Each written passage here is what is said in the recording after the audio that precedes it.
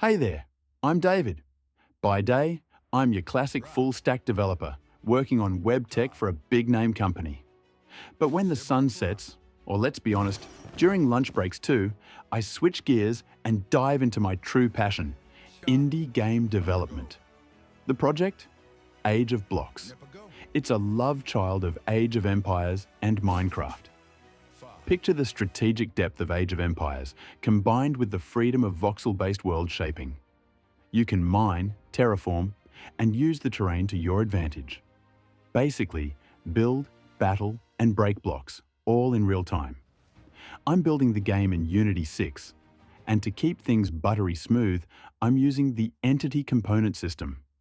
It takes a bit more elbow grease, but the performance gains are totally worth it. If you're a fellow dev, I highly recommend checking it out. The learning curve isn't as steep as people make it sound. I promise it won't bite. Since the last devlog, I've been on a roll.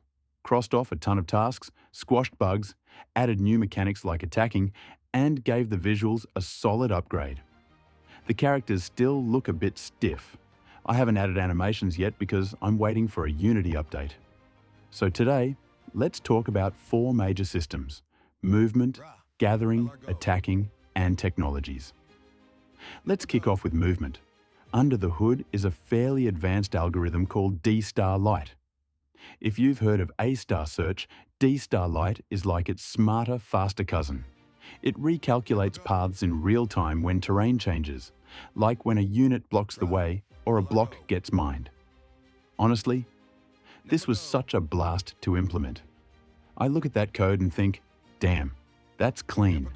It's one of those rare chunks I never touch because, well, it's just that good.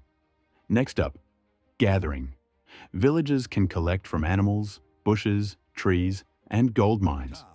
Fishing ships, naturally, stick to fish. Behind the scenes, it's all powered by a finite state machine. Basically, a little logic brain that switches behavior based on its current state. It moves from idle to moving to gathering, and so on. Combine that with the performance boost of Entity Component System, and you've got yourself a system that's both smart and speedy. Let's talk attacking. Pretty much all units can fight, some close up, some from afar, and monks can heal. Like gathering, this runs on a state machine, with a bit of extra logic to pick targets based on vision range. Balancing still needs work. Some units are way too overpowered right now. But this system really brought the game to life. It's the heart of the gameplay. In hindsight, I probably should have built this earlier. But hey, better late than never, right?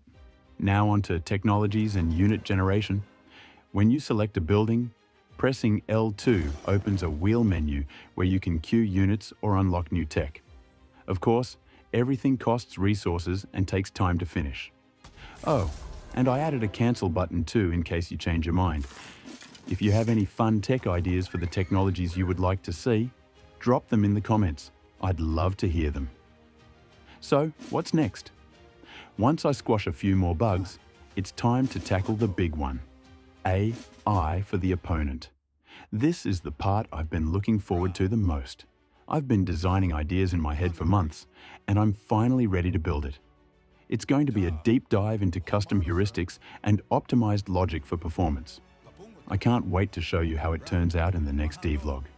If you enjoyed this video, hit that like button, subscribe, and don't forget to wishlist Age of Blocks on Steam.